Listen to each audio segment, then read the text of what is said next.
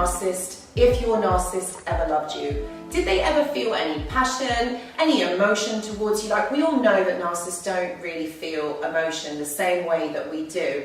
Narcissists show passion in the early stages of the relationship. They are very much really invested in you because there is one purpose and one purpose only. It serves them. They get something from this relationship. And so it means that there is always a reason why they get into these relationships, and it's always to fulfill them. But for most narcissists, their relationships are transactional. And their objective really is to enjoy uncommitted pleasure.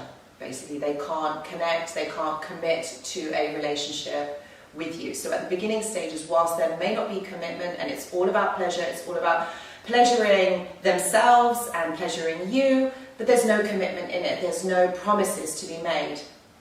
So that's why it's so very exciting, and you feel like they are so invested in you in the beginning stages. So it would seem that they are playing a game and they are winning at their goal, they're winning at their objective. And it would seem that they're very engaged, they're very connected to you, and you feel like they have this amazing emotional intelligence.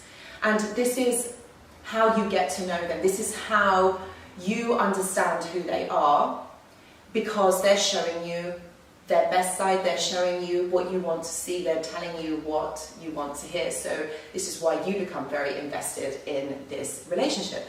And this is how they seduce you, this is how they seduce their victims. They're able to manipulate the situation so you see what they want you to see. They use flattery, they use sex, they use words, they use behaviour, and all of this forms this perception that you have of them, and this is what is commonly known as the illusion. They are a projection of what you want the love to be, and this is it. They're acting. They are showing you something that isn't real. This isn't who they are. And you're going to say, well, how do you know that they're not real? Well, the way that you can tell is they can't keep it up. That's not who they are. When you get to know them at the beginning of the relationship, they're not that person in the middle or the end, are they? They change. Their personalities are fluctuating. They're not stable. So how you get to know them at the beginning to how the relationship ends, they're two different people, or maybe 3 or 4 different people. So that's what's known as pathology. It's not stable throughout time. Their personalities change. They can't keep this persona up. They can't keep this illusion up. So can you see that this isn't love? This is what narcissists think love is, but this isn't love. So what happens is narcissists lose interest. They lose interest when they know that their conquest is done. So they know when they've got you, they don't need to invest anymore. They don't need to be that person that you want or the one that you have got to know over time. So they become bored. So they don't give you that attention. They don't show you that emotional intelligence. And this is what I mean. It's transactional. It doesn't remain stable over time. They change. And this is when the victim really starts to question themselves. So when you don't have self-worth, when you don't know you, who you are, you're going to start thinking that it's you've done something wrong. And of course that's natural, you do. But when you have confidence in yourself, when you know yourself, and this is what I talk about a lot with my clients, is you've got to get to know yourself. What are your needs? What is your worth? When you know that, when this happens, when this shift happens in these types of relationships, you're not going to start thinking it's you. You're going to know straight away that this is a red flag, and that this person is not the same person that you got to know.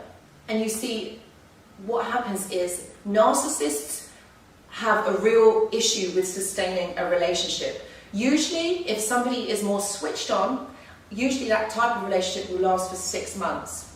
And by the 6-month period, usually what you will see is this undying gesture of love to try and keep you if they feel that their victim is getting away. There might even be a marriage proposal, an engagement, who knows, to keep that victim secure. So what happens is when they start getting into this time frame, obviously as we know they can't sustain it, they will then turn off intimacy, because for them it's all about control. It's how can I control my partner? How can I control them? So they prioritize power over intimacy. They don't like to be vulnerable. They need to be in control. They need to show this power. And keeping their options open so that they can flirt. Remember, this is all about you beginning to rely on them. So it means that the balance is shifted. You're becoming weaker because you're relying on them, and they're becoming more powerful because they know they've got you, so they withdraw. Lack the motivation to kind of keep up this romantic facade, so they become more secure. And this is what I was talking about earlier in the video. They become more secure in themselves. So they don't have to keep up this facade, this illusion that they've got to keep this person happy. Remember, this is incredibly tiring for them. And what happens is they become usually cold and critical because they don't have to keep this facade up. This is what I mean, they change. They can't sustain who they are because that wasn't real. The person you got to know at the beginning, that's not them. This bit, now, once they know they've got you, this is them. Now you can see the delusional thinking, the dysfunctional thinking, and the lack of emotional intelligence. This is how you can determine who they really are, what they are. And this is why, this is how narcissists love. This is their idea of love.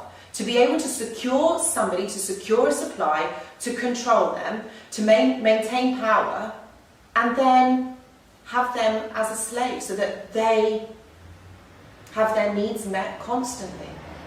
That's their idea of love. This is the difference when you have narcissistic love versus healthy love. Remember, this is all to do with attachment, okay? So when we love, when we fall in love, it starts off slow, okay? So you start dating, and then it progresses as it goes. With narcissists, it's all very much intense at the beginning. It's kind of so much, you could even say so much so that it is quite an anxious, wanting everything all at once, because they need to know that they've got you. They need to know that their supply or their victim, their partner, is invested in them. So there isn't this growth that is going to happen in this relationship. You're basically going to get all the good parts at the beginning. So what happens later?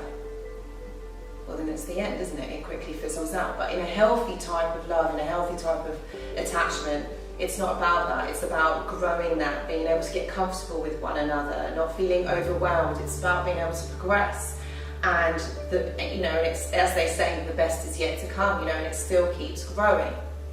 But narcissists are not interested in that investment, because it's about instant gratification. They want it now. They want it all to happen right now, because I need to know, and there's this anxiety to know that this relationship is going to work out. So this is why when you're in these type of relationship dynamics, everything just goes so fast. It's overwhelming. It's like a whirlwind. They don't devote that necessary time and that discipline into investing themselves, into committing themselves into a relationship. It's not about that. It's about instant gratification.